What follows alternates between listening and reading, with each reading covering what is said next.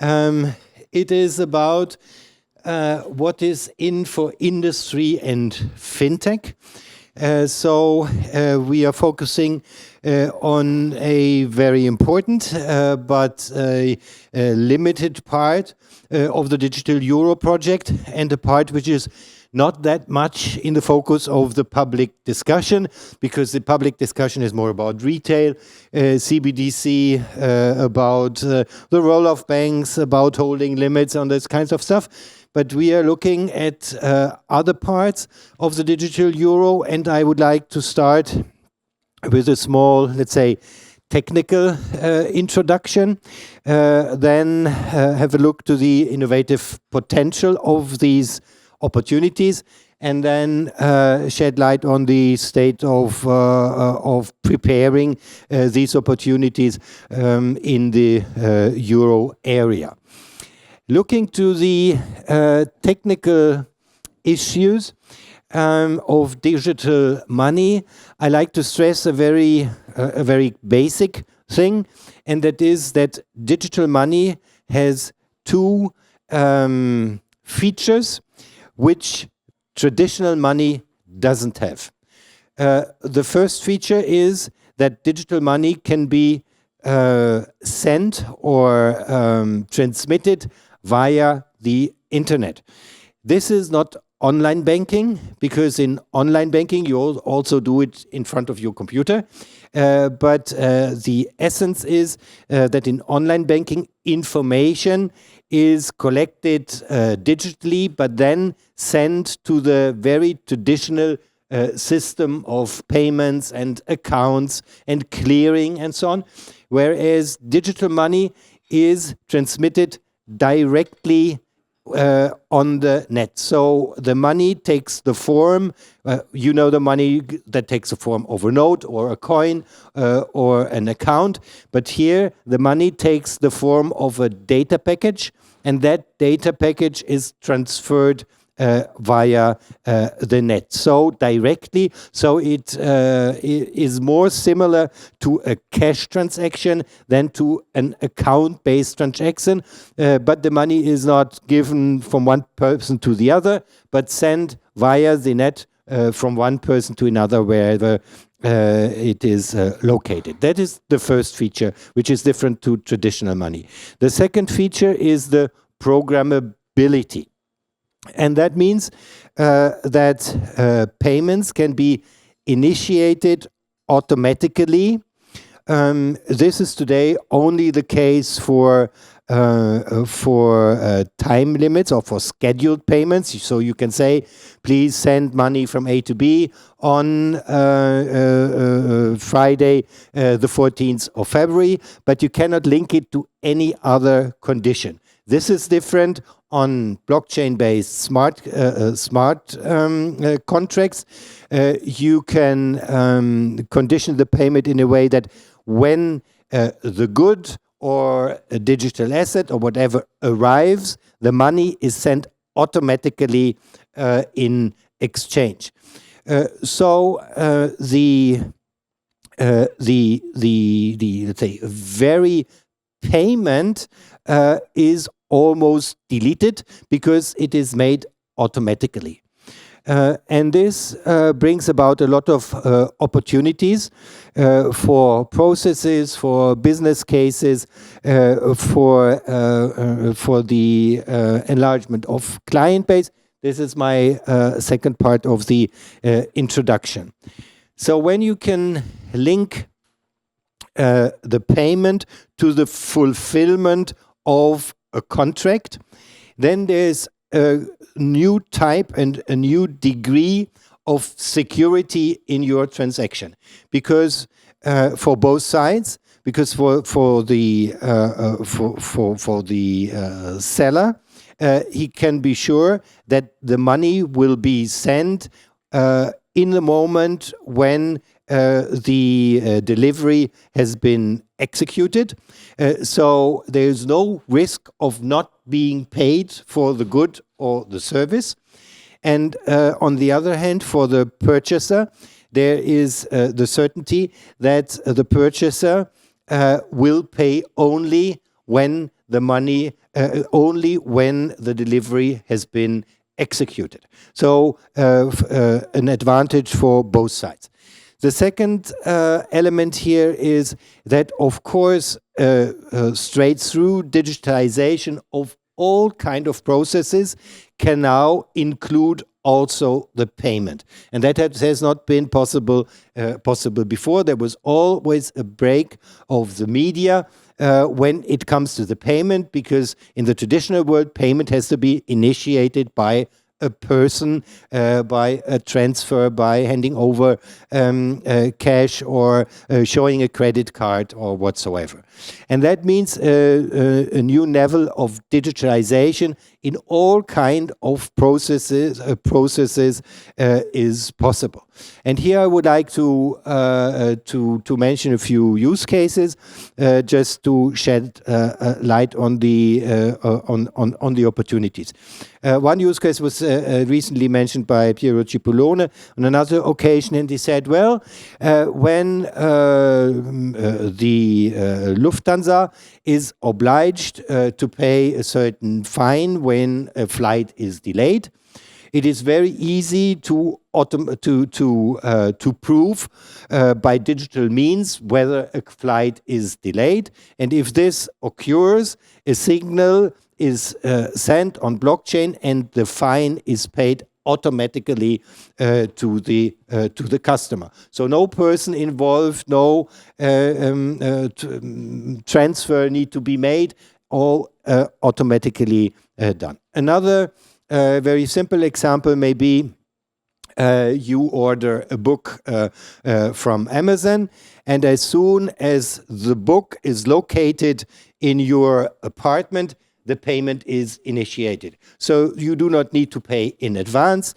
When you send it back, that can also be proven by geo data, the money is sent back. No refunding procedure, no proof of where the good is, so all can be automatized. And the third example is, of course, what is called machine-to-machine payment. So you can meter for how long a machine has been used by the client, and the payment will automatically be transferred. So there's a huge world of use cases which can be imagined. My imagination is not big enough to predict all the possible use cases. There are also use cases, by the way, in the public sphere where money is involved. The state pays a lot of money, gets a lot of money, and it is always very complicated, very burdensome bureaucracy. So also here, a lot of automation can be made.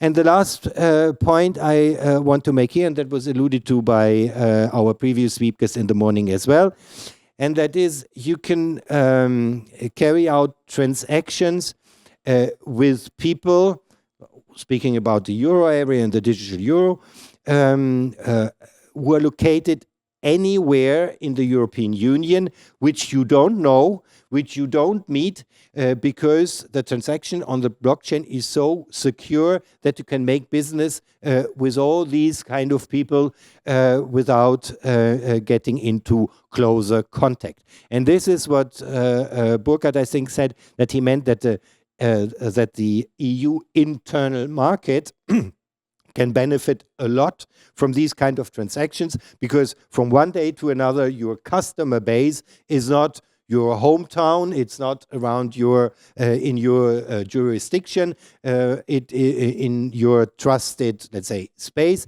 but is everywhere in the European Union, and with other means of payment also also beyond.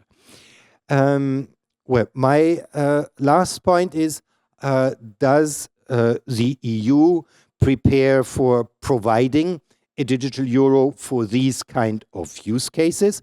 This is not quite clear now. What we heard today is that there is a certain, let's say, shift of focus from the retail digital euro to the wholesale digital euro, which is maybe also a reaction to the executive order of Trump, who favors crypto and stablecoins as means of payment and blockchain. And the European answer, that's what I read from these speeches, is the European answer is the digital euro, so public money, not private money. And I also heard kind of will to accelerate this. Piero Cipollone saying that there will be a short-term solution for wholesale transactions with the digital euro. So far before the retail euro can be issued, maybe a wholesale digital euro will be made available by the ECB. And the whole setup for a wholesale euro is the infrastructure you also need for industry and for these smart contracts and B2B payments, which were mentioned by Burkhard Balz. So the ingredients, the technology is already there, but the ECB has not yet committed to provide the digital euro also for these B2B cases. But there is a discussion, there's a development. Burkhard Balz mentioned the workshop for B2B payments, where I also presented, I myself could present my case. There is now kind of the ECB trials for B2B. This is innovation partnerships, which are organized by the ECB, and the ECB will provide a digital euro for these proof of concepts and whatever. This is also where we are focusing on at ESMT. We have been, I can say that privately here because it's not officially communicated, we've been accepted as one of the innovation partners of the ECB.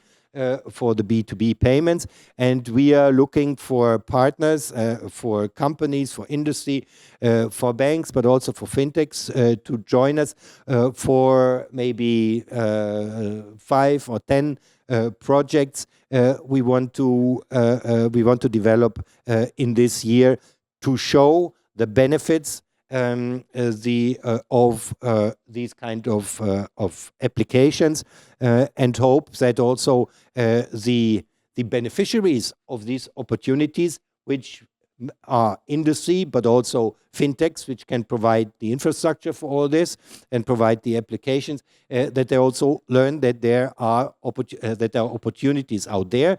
This is a blue ocean for the time being, so a lot of to develop. And if these kind of transactions, blockchain transactions with digital money, if they really get traction, it is not something for specialized IT companies or for the fintech world. It's for the entire business. It's for the entire economy, which can make use of it. So there's a huge opportunity of scalability. Well, that was my hopefully brief introduction to the issue, and I'm very curious to learn what your take is on this. The representatives of FinTech, have you ever considered to go in that field? Industry, have you ever considered to prepare yourself to apply these kind of innovations with digital money, or whatever input or insight you can contribute to this discussion? So please feel free to raise your hand. Bitte schön. Haben Sie noch ein anderes Mikro? Ja, okay.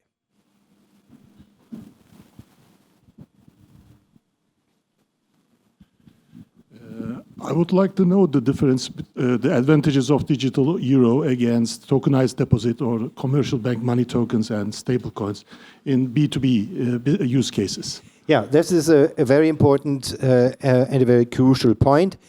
It is not quite clear which means of payment will be predominant in the B2B area.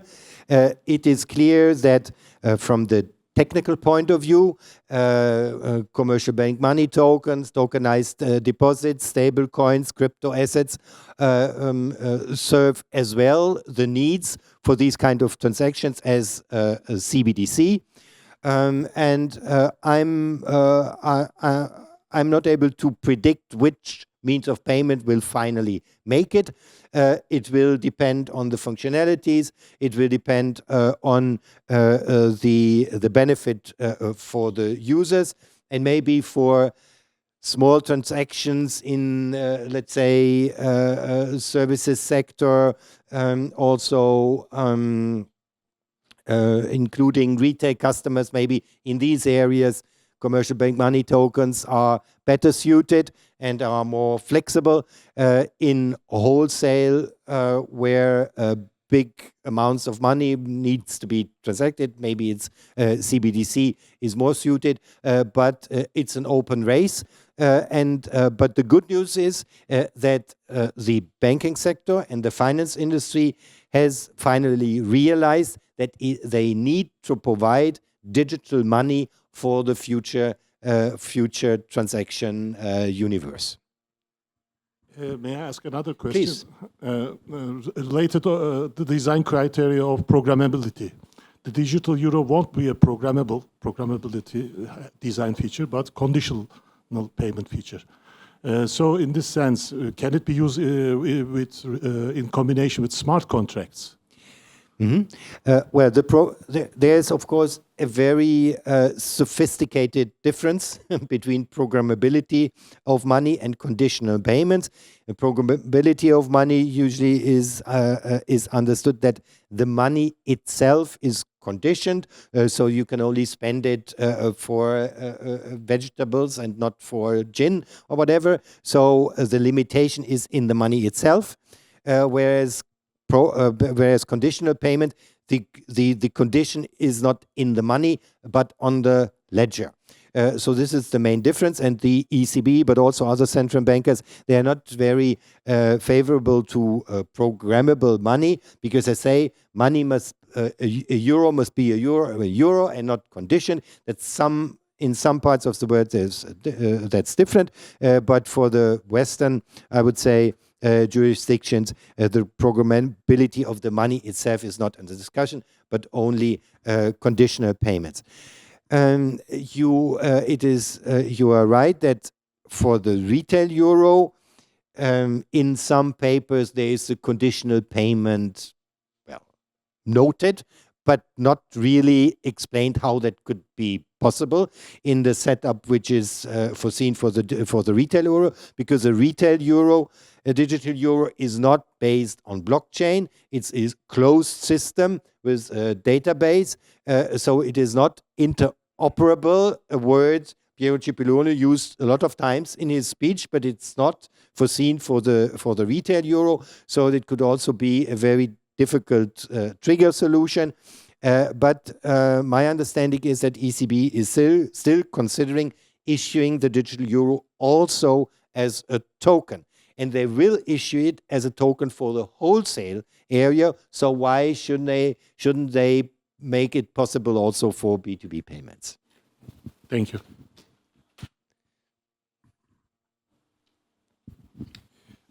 I've got a question with regard to what the digital euro will mean for the payments industry or the payments landscape generally. Because de facto, what could happen, and let's assume the digital euro is successful, it goes live, it becomes mainstream, it effectively makes a lot of other payment methods, I'm talking about the schemes, local, international, irrelevant. I mean, what is your take on it? I mean, what do you see the digital euro meaning for the payments industry as a whole? Well, the digital euro has the potential to be disruptive for the classical payments area. A disruption is not a surprise in digital innovation, and it is more or less acknowledged also by the representatives of the euro system that this will be the case. It's not even acknowledged.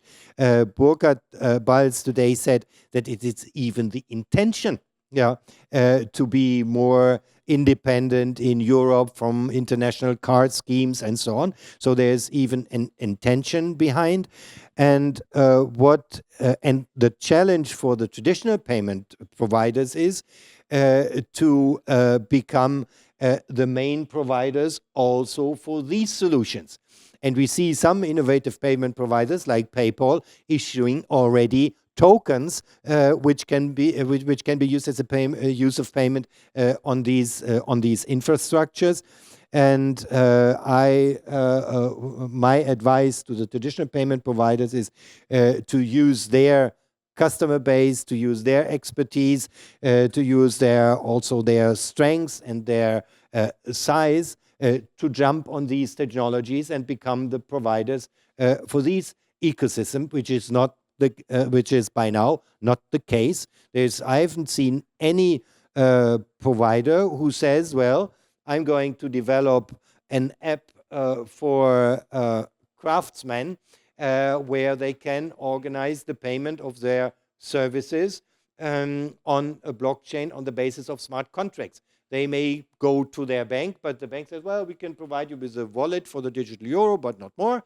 Yeah, and then they go to SAP, and SAP says, well, that's a good idea, but you need to make sure that it is connected to the ERP system you use. Yeah, but there is no company yet who says, well, I'm going to provide the end user with everything which is needed to carry out a smart contract with the blockchain, the tokenization of the service, the oracle which executes, which initiates the payment, and everything which is associated with this very simple service.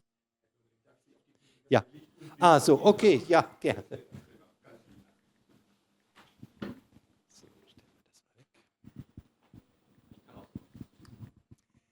Bitte schön.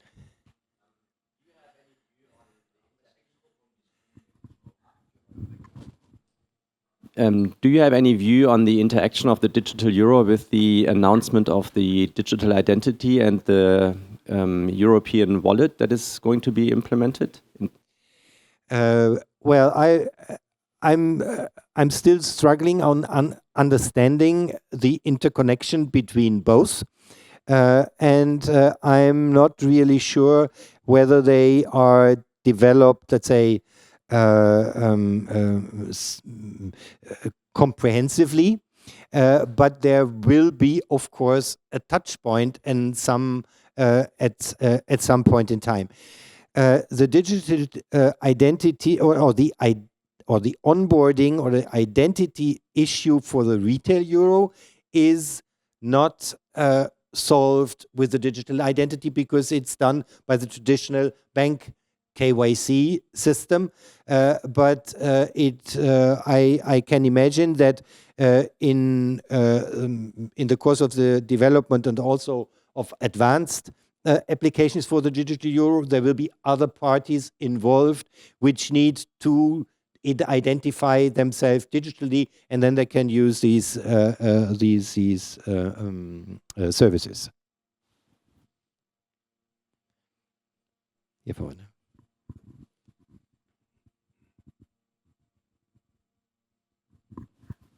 From a technical side, what's the state of implementation on the digital euro, and what still needs to be done? What are the biggest areas of work?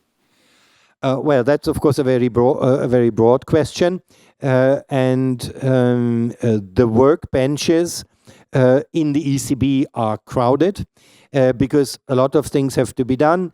There is the regulatory framework. There are the technical issues. There are also the choice of the service providers. There are a lot of tenders out there where the various components are mentioned.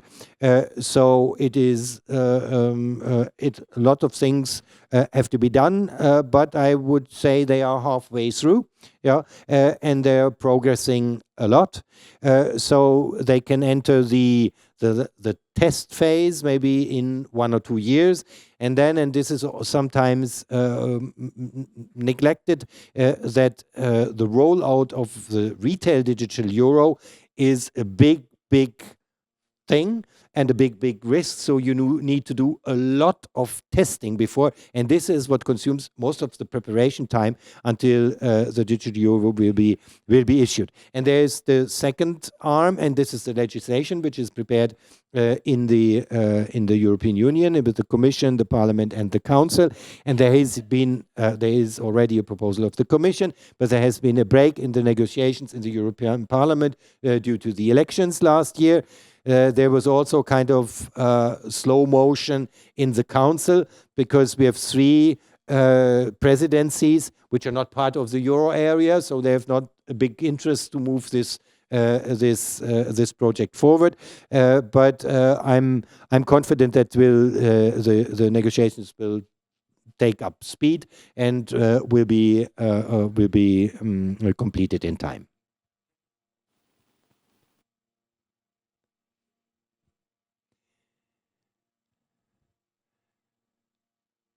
So, bitte schön.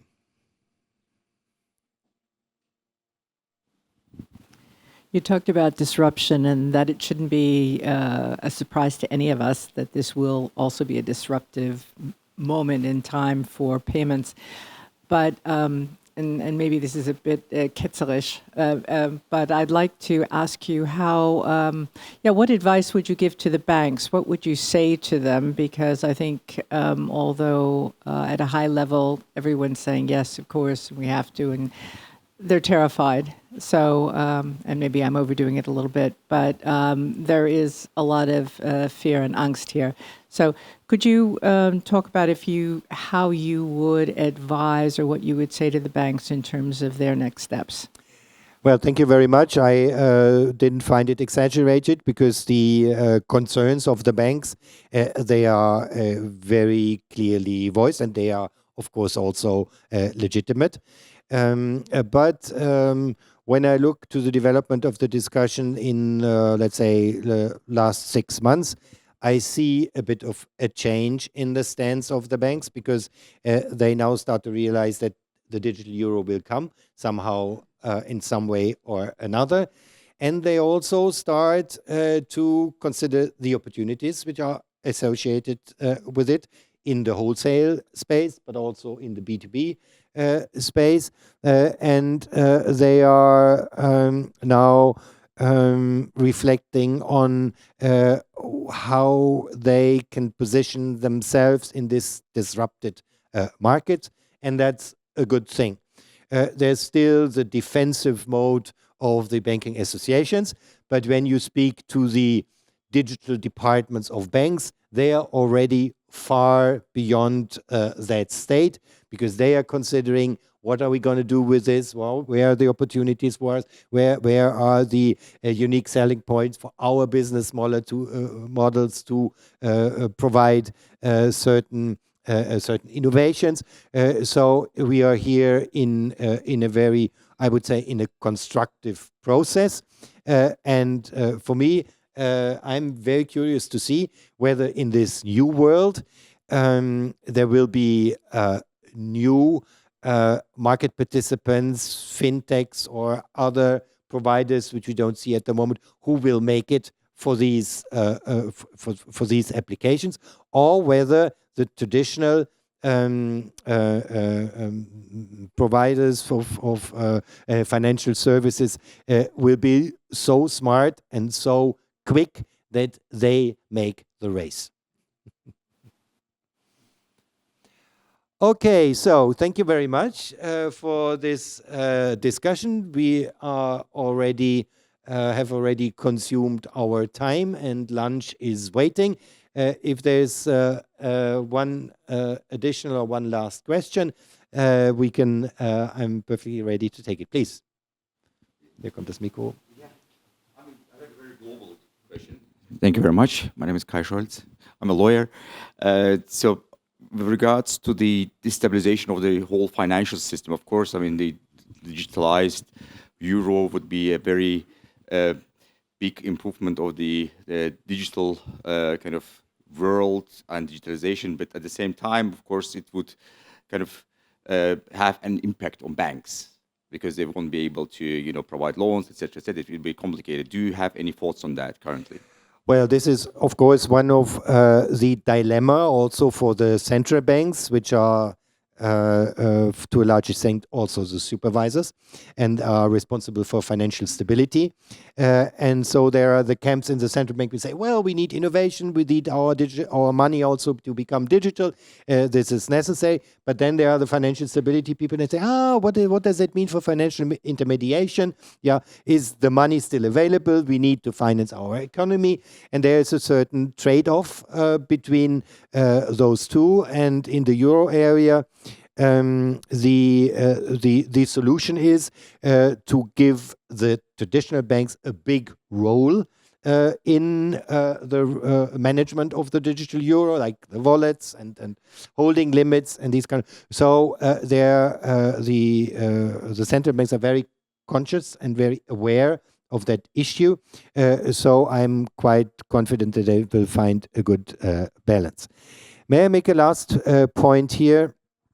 Because you alluded to the international space, also taking into account this executive order of President Trump, where he said the US want to be the leading jurisdiction in terms of cryptocurrencies, stable coins, and so on. And at the same time, forbidding any further work on digital dollar. So what does that mean for the international competition of currencies and financial markets? And here, first is that the preference for private money, like cryptos and stable coins, could lead to a certain crowding out of the public money. And this is kind of logic in the logic of Trump, who is not very famous, a fan of the Federal Reserve. So is this an attempt to decrease the importance of public money? What does that mean for the dollar in the world order and these kind of things? So this is a very interesting question. And the second point is it is a start of a race. Which type of money will be predominant in the new DLT-based world? Is it the private money from the US, or is it the public digital money which comes from the Eurozone, but also from any other areas? So this is a very interesting thing to see to develop. And one last aspect on that. Some of you followed closely the ECB trials on the wholesale thing, but for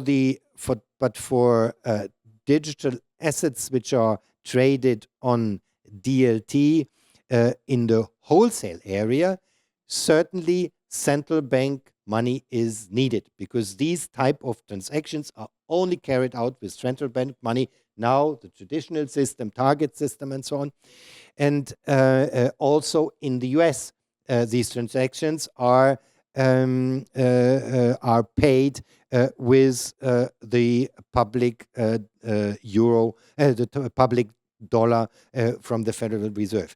But when the wholesale business moves from the conventional area to the blockchain and DLT area, there is no digital dollar available. So this means there can be a competitive advantage for the euro area where wholesale transactions can be paid on the DLT with central bank money. And I wonder whether the US had that in mind.